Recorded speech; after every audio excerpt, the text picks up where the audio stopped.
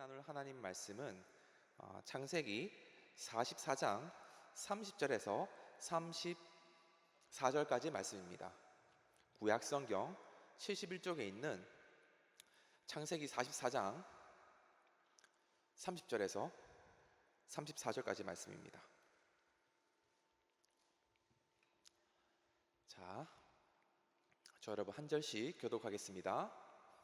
아버지의 생명과 아이의 생명이 서로 하나로 묶여 있거늘 이제 내가 주의 종 우리 아버지에게 돌아갈 때 아이가 우리와 함께 가지 아니하면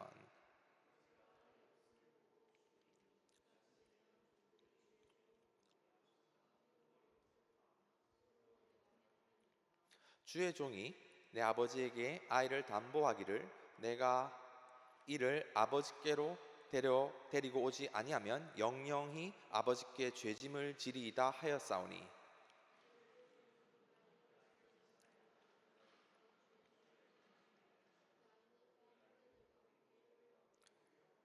함께 보겠습니다. 그 아이가 나와 함께 가지 아니하면 내가 어찌 내 아버지에게로 올라갈 수 있으리까? 두렵건대 제 애가 내 아버지에게 미침을 보리이다. 아멘. 장자 유다라는 제목으로 함께 말씀을 나누겠습니다. 한 장 이제 44장 1절에 보면요, 이런 말씀이 나옵니다. 44장 1절에 요셉이 그의 집 청지기에게 명하여 이르되 양식을 각자의 자루에 운반할 수 있을 만큼 채우고 각자의 돈을 그 자루에 놓고 또 내 잔, 곧 은잔을 그 청년의 자루 아귀에 놓고 그 양식값 돈도 함께 넣으라매 그가 요셉의 명령대로 하고 아침이 밝을 때 사람들과 그들의 나귀를 보내니라. 자, 전 세계적으로 극심한 기근이 들었습니다. 이제 곡식을 얻을 수 있는 유일한 나라는 어딜까요? 바로 애굽밖에는 없습니다. 총리가 된 애굽은 풍년 동안 곡식을 넉넉하게 비축했습니다. 다른 지역의 사람들은 다 이 흉년에 대흉년에 곡식이 없어 굶주렸습니다. 오직 애굽, 이집트만이 풍성한 삶을 누렸습니다. 온 열방의 나라들이 그 곡식을 얻기 위해서 요셉에게 옵니다. 요셉은요, 열방을 다스리는 왕입니다. 애굽의 총리 이상의 위치입니다. 왜냐? 야, 창고문 잠궈, 곡식 반출 금지. 그럼 다 죽는 겁니다. 애굽만 죽는 게 아니라 온 열방의 주위의 지중해 주변 나라는 다 죽는 겁니다. 그러니 생사 여탈권이 누구에게 있습니까? 이 요셉의 열쇠에 있는 것입니다. 그러니 요셉은 가히 애굽의 총리 위치는 최고 위치지만 사실상의 지위는 온 열방의 통치자, 우리 구주 예수님이 어떤 분이시죠? 온 열방의 통치자이신 예수님과 연결되는 겁니다. 이스라엘도 가나안 땅도 동일했습니다. 야곱의 그 아들들 여전히 요셉을 그리워하며 그 기근 가운데 어려움을 겪었습니다. 그 아들들은 야곱의 명을 받아 곡식을 얻기 위해 나왔습니다. 한눈에 나의 형들인 걸 알아본 요셉은 계획을 합니다. 그 가운데 자신의 친핏줄이 누구죠? 그 가운데 형제들 중에 바로 베냐민입니다. 베냐민은 라헬이라는 엄마에서 나온 유일한 핏줄입니다. 요셉의. 나머지는 이복 형제들이죠. 이 베냐민을 얼마나 그 친형이 보고 싶어 했을까요? 그래서 계획을 짭니다. 각 형제마다 곡식 자루에 다 곡식을 담는데 베냐민의 곡식 자루에 무엇을 넣습니까? 여기 보니까 특별히 은잔 소동이 일어납니다. 은잔은 이제 이 당시에는 제사 때 쓰는 제2용품이었는데 아주 중요한 물건이었습니다. 이거를 몰래 넣고 보내는 겁니다. 그 다음에 잠깐, 우리 집에 지금 은잔이 없어졌는데 한번 살펴보겠다. 무슨 소리입니까? 우리는 전혀 그런 도둑질 할 없습니다. 한번 보십시오. 그러면서 이제 보니까 여기 9절에 44장 9절에 보니까 당신의 종들 중 누구에게서든지 발견되면은 그는 죽을 것이요 우리는 내 주의 종들이 되리다. 다 뒤져보십시오. 우리 죽겠습니다. 나오면 죽겠습니다. 종 되겠습니다. 으름장을 놓는 것입니다. 그런데 12절을 보겠습니다. 12절에 그 잔이 누구의 자루에서 발견됐습니까? 베냐민의 자루에서 발견된지라. 절단난 겁니다. 야곱은요 요셉을 잃고 지금까지 시름시름 앓는 중입니다. 백발이 무성한 상태입니다. 유일한 소망이 누굴까요? 그 아들 중에서 베냐민만큼은 애지중지한 아들입니다. 그런데 아까 뭐라고 말했죠? 우리 죽겠습니다. 나오면 죽이십시오. 베냐민 죽게 생긴 거예요. 그리고 16절에 이렇게 유다가 말합니다. 여기서 이 형제들 중에 유다가 나섭니다. 유다가 16절에 우리와 이 잔이 발견된 자가 다 내 주의 노예가 되겠나이다 하면서 노예를 자청하는데, 베냐민이 노예로 잡혀가게 될 위기가 다다르자 어떻게 했을까요? 33절 보겠습니다. 33절에 이제 내 주의 종으로 그 아이를 대신하여 머물러 내 주의 종이 되게 하시고, 이 모든 상황을 해결할 수 있는 해결자로서 유다가 등장합니다. 유다가 어떤 말을 합니까? 유다가 내가 대신하겠다. 베냐민을 놔주시고요, 제가 대신 죽겠습니다. 노예 되겠습니다. 이 아이 총리님 잡아가시면요, 앞에 쭉 제가 이제 시간 관계상 생각하겠지만 우리 아버지 미칩니다. 한번 볼까요? 34절에 그 아이가 나와 함께 가지 않으면 내가 어찌 내 아버지께로 올라갈 수 있으리까? 두렵건대 제가 내 아버지에게 미침을 보리라. 제가 미친다는. 그리고 완전히 우리 아버지는 넘어가시면 쓰러지십니다. 죽습니다. 그러니 베냐민 보내시고 내가 당신의 16절의 말씀처럼 노예가 되겠습니다. 종이 되겠습니다. 이렇게 고백하는 것이 바로 유다의 고백이었습니다. 이 모든 것은 다 요셉의 계획이었습니다. 여러분, 참 재밌는 상황입니다. 자, 요셉은요 어떻게 해서 애굽의 국무총리 됐습니까? 제일 처음에는 보디발의 노예로 팔려갔습니다. 노예 생활을 했어요. 그 노예로 판 사람이 누굴까요? 형들 중에서 구덩이에 빠뜨려 놓고 뭐 죽여 살려 형제들 모여서 논의할 때 그러지 말고 얘 팔아버리자, 노예로. 그러면 돈도 없고 얘도 우리 손에 피도 안 묻히고 일석이조다. 이 제안을 유다가 제안한 거예요. 유다가 요셉을 노예로 만들어 버립니다. 애굽의 노예로. 그리고 감옥에도 갇히고 누명도 쓰고 배신도, 온갖 고난 고생을 당했죠. 그 끝에 총리가 된 겁니다. 그런데 이제 상황이 완전 반대했어요. 지금 유다가 누구의 노예가 되길 자처합니까? 요셉의 전 노예가 되겠습니다. 베냐민 풀어주시면요, 저는 당신의 노예가 되겠습니다. 유다는 요셉을 노예로 만들었고요, 요셉은 유다를 노예로 만들어 버렸습니다. 그러니까 상황이 완전히 바뀌게 된 상황입니다. 요셉은요 예수님을 예표하는 인물입니다. 예수님은 온 열방의 통치자이십니다.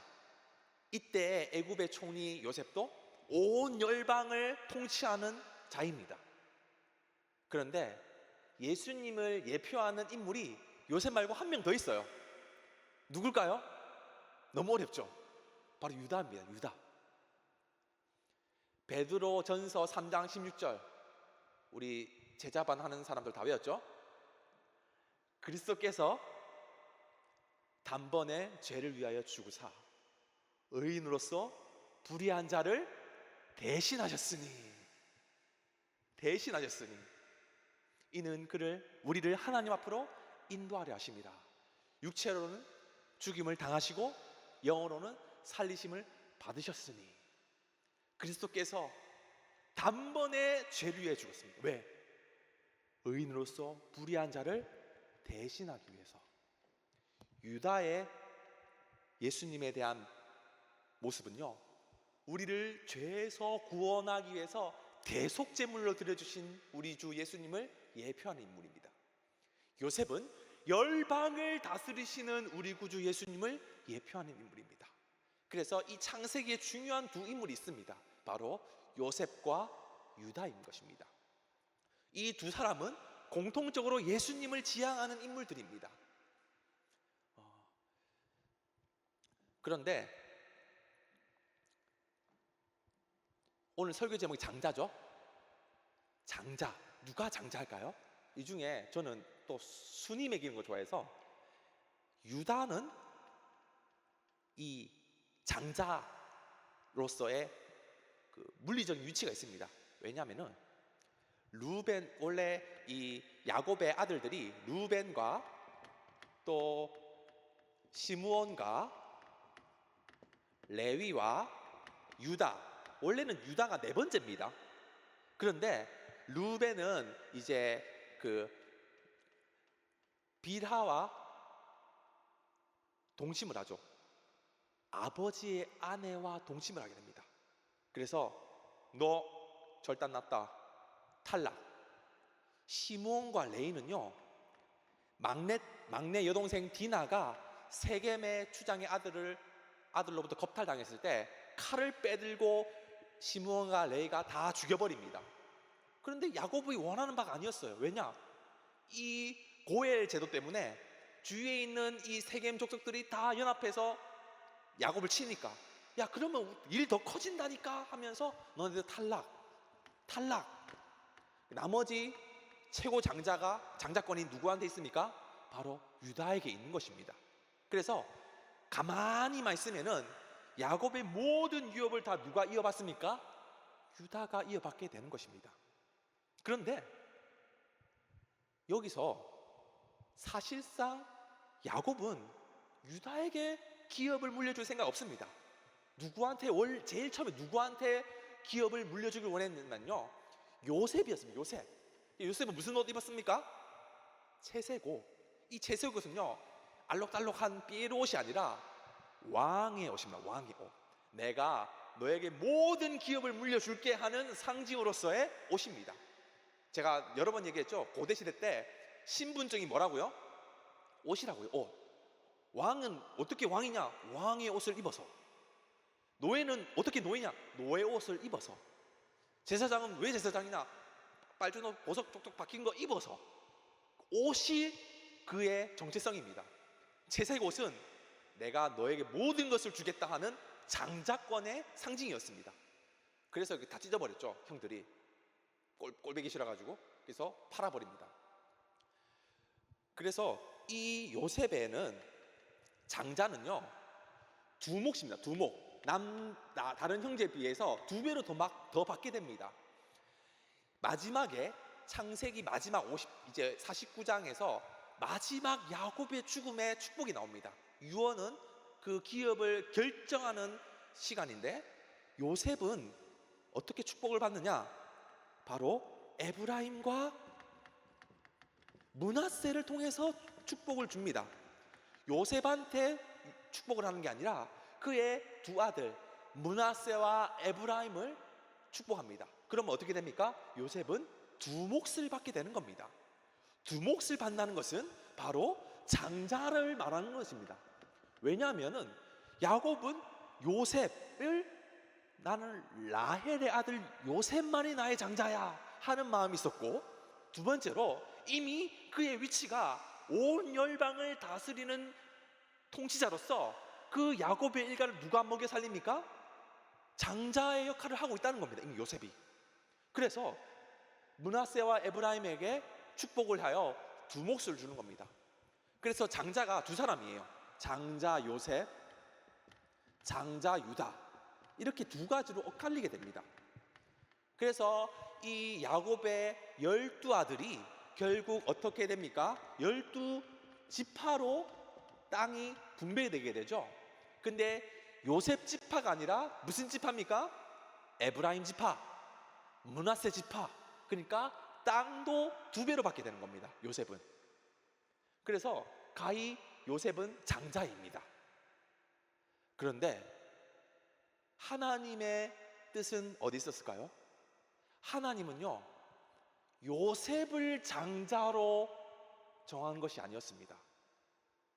예수님은 누구의 자손으로 오셨습니까? 바로 유다의 자손으로 오셨습니다. 아까 주 예수 나의 산소망에 유다의 사자 있었죠? 그 구절 때문에 주인한테 해달라고 했는데, 네, 단지 그 이유 때문에 한번 찾아보겠습니다. 마태복음 1장 3절 한번 찾아보겠습니다. 마태복음 1장 3절. 자, 신약성경 제일 첫 번째 책입니다. 신약성경 1쪽에 있는 마태복음 1장 2절과 3절을 같이 한번 읽어보겠습니다. 자, 아브라함이 이삭을 낳고 이삭은 야곱을 낳고 야곱은 유다와 그의 형제를 낳고 유다는 다말에게서 베레스와 셀을 낳고 베레스는 헤스를 낳고 헤스는 람을 낳고 하면서 마지막 16절에 뭐라고 나옵니까? 야곱은 마리아의 남편 요셉을 낳았으니 마리아에게서 그리스도라 칭하는 예수가 나십니다. 예수님은 누구의 자손으로 오십니까? 유다의 자손입니다. 그러니까 야곱은 요셉과 그의 형제를 낳았다가 아니라 유다와 그의 형제를 낳았다. 그의 형제 안에 요셉도 포함된 겁니다. 그러니 하나님의 장자는 바로 유다입니다. 유다의 자손 예수 그리스도.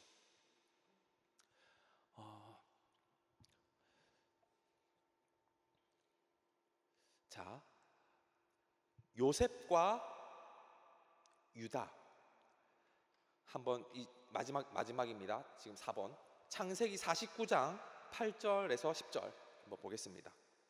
자, 이제 거의 다 끝났습니다. 창세기 49장 8절에서 10절이 이제 마지막 야곱의 유언을 합니다. 이 유언이 바로 이제 그 기업을 물려주는 도장을 찍는 시간인데 8절에서 10절까지 같이 한번 읽어보겠습니다. 유다야, 너는 내 형제의 찬송이 될지라. 내 손이 내 원수의 목을 잡을 것이요 내 아버지의 아들들이 내 앞에 절하리로다.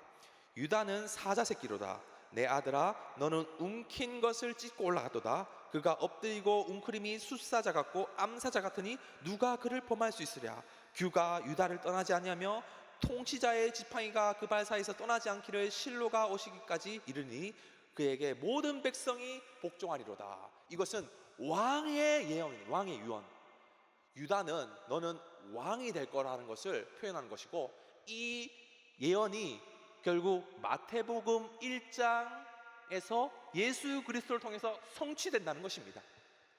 통치자의 지팡이, 만 백성들이 다 너에게 무릎을 꿇을 것이다. 그게 바로 우리 구주 예수 그리스도를 예표하는 말씀인 것입니다. 자, 이제 이 말씀을 적용하겠습니다. 이 유다와 이 요셉은 예수님을 예표하는 인물입니다. 처음부터 그런 게 아니었어요. 처음부터. 여러분, 유다가 어떤 인물입니까? 날 때부터 아주 그냥 육각형 인물이었을까요? 여러분, 저번에 유다가 누구와 성관계를 맺습니까? 며느리 다말과 매춘을 합니다. 왜? 다말은 이 형사 취수대에 의해서 후사를 얻기 원하지만 내 아들 죽을까봐 이 남편 잡아먹는 여자다 하면서 안 줍니다. 율법을 그가 어기는 겁니다. 다말이 더 옳습니다. 그는 나보다 옳도다 하면서 마지막에는 인정을 하는 것이죠. 하지만 그의 삶은 며느리를 매춘한 아주 율법을 저버린 연약한 인간에 지나지 않았습니다. 요셉을 노예로 판 것은 하나님의 섭리였지만 그 현장에서의 그 판단은 아주 형제를 죽이는 판단이었습니다. 노예로 팔고 애굽에 버린 것은 그의 불의한 행위였습니다. 그게 얼마나 왕으로서의 제목이 됩니까? 아주 못돼 먹은, 아주 심판받아야 할 사람이지. 하지만 그간 세월 동안 흐르고 흘러서 삶이 빚어지고 연단되어서 총리님, 우리 베냐민 안 됩니다. 제가 대신해서 당신의 노예가 되겠습니다. 동생을 살리기 위해서 자신의 생명을 내놓습니다. 요셉은요, 예수님 예표하지만 처음부터 막 육각형 아닙니다. 얘도 처음에 뭐 자랑했어요? 옷 자랑했어요. 옷 자랑. 형들 나 봐봐, 채색 옷이다. 이러면 돼요, 안 돼요? 아니, 아무리 아버지가 줬다 해도 눈치를 봐야 됩니다. 옷 자랑만 하는 게 아닙니다. 형, 내 꿈 꿨는데 형들 있잖아, 다 내 앞에서 절한다? 이러면 될까요, 안 될까요? 형들이 가만히 있는 게 아닙니다. 그러니까 똥오줌도 못 가르는 요셉의 모습이었습니다.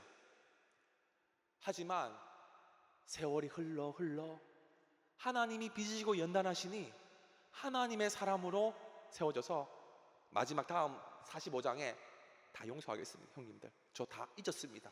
하나님께서 그렇게 하신 겁니다. 믿음의 고백을 하게 되었습니다.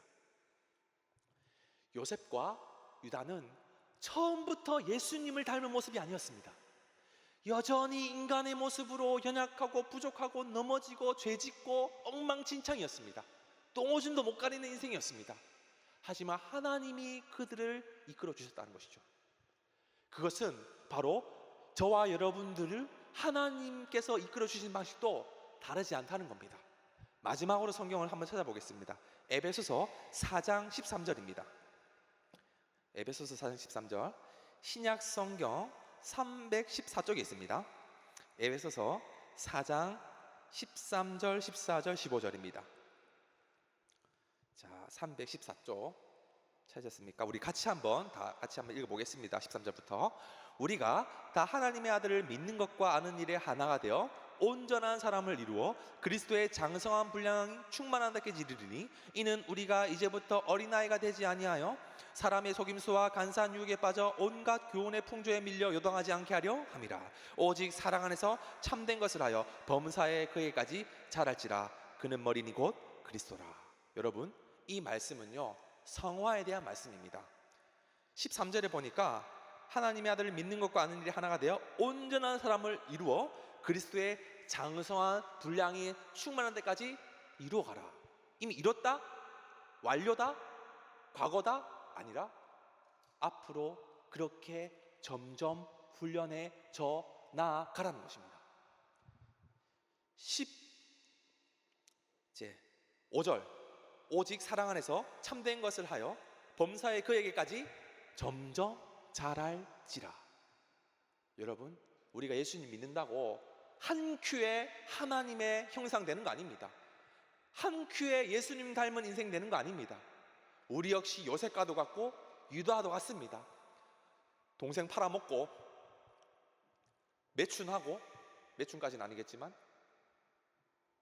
음행을 하고 범죄를 하고 똥오줌도 못 가리는 교만한 삶으로 내 자랑하고 내 영광 드러내는 인생, 그것이 바로 유다의 인생이었고 요셉의 인생이었습니다.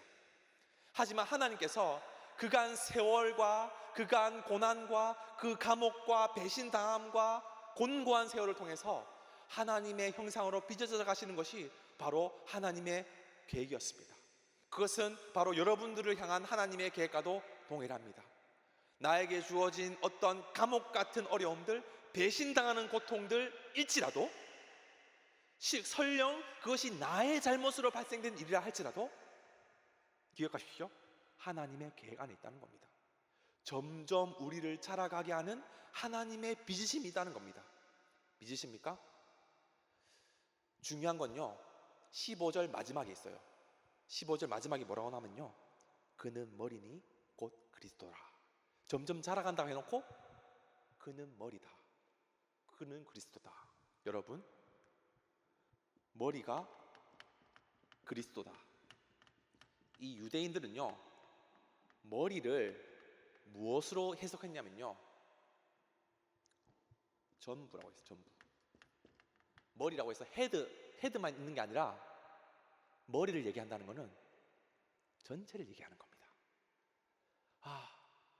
오늘 말씀 너무 힘들어. 어떻게 예수님 닮은 형상으로 내가 그간 세월 동안 빚어져가 힘들어, 괴로워, 안 할래 할 수 있는데, 그리스도가 그 모든 것 가운데 전부 되신다는 거예요. 나의 어떤 성장, 나의 성화, 내가 점점 빚어져 가는 것이 누구에게 주권이 있다는 겁니까? 내가 이 약물과 하는 것이 아니라 우리 주 그리스도께서 우리 안에 역사하셔서 우리를 그러한 사람으로 기어이 만들어 가신다는 겁니다. 그것이 저와 여러분들을 향한 하나님의 계획입니다. 하나님께서는 결코 여러분들을 그냥 고아처럼 내버려 두지 않으십니다. 한 사람 한 사람 하나님의 특별한 계획 안에 있다는 것을 여러분 기억하십시오. 그러니 그분을 신뢰하고 그분을 의지할 수 있는 이유가 되는 것입니다. 자, 이제 마지막 액션 플랜입니다. 그럼 어떻게 살아야 할까요? 에베소서 4장 한 장 넘겨서 4장 32절을 보겠습니다. 물론 그 위에도 봐야 되지만 한 절만 본다면은 에베소서 4장에 그렇게 성화를 말하면서 32절에 액션 플랜을 했는데 같이 한번 읽어보겠습니다. 서로 친절하게 하며 불쌍히 여기며 서로 용서하기를 하나님이 그리스도 안에서 너희를 용서하신 같이 하라. 자, 여러분, 그러므로 서로 친절하십시오. 서로 불쌍히 여기십시오. 서로 용서하십시오. 창세기 45장에는요 요셉이 결국 형들을 용서하는 장면이 나옵니다. 형님들, 다 저 생각 안 납니다. 저를 팔았던 것들, 저를 괴롭혔던 생각 안 납니다. 하나님 하신 겁니다. 하나님이 계획이 있습니다. 다 품고 서로 울면서 서로 용서하고 서로 불쌍히 하는 장면이 나옵니다. 여러분, 우리가 점점 하나님의 사람으로 빚어져 갈 때 서로 용서하는 삶을 살아가는 것입니다. 서로 친절하고 불쌍히 여기는 인생, 그것이 우리가 해야 할 하나님의 사람으로서의 삶의 모습입니다.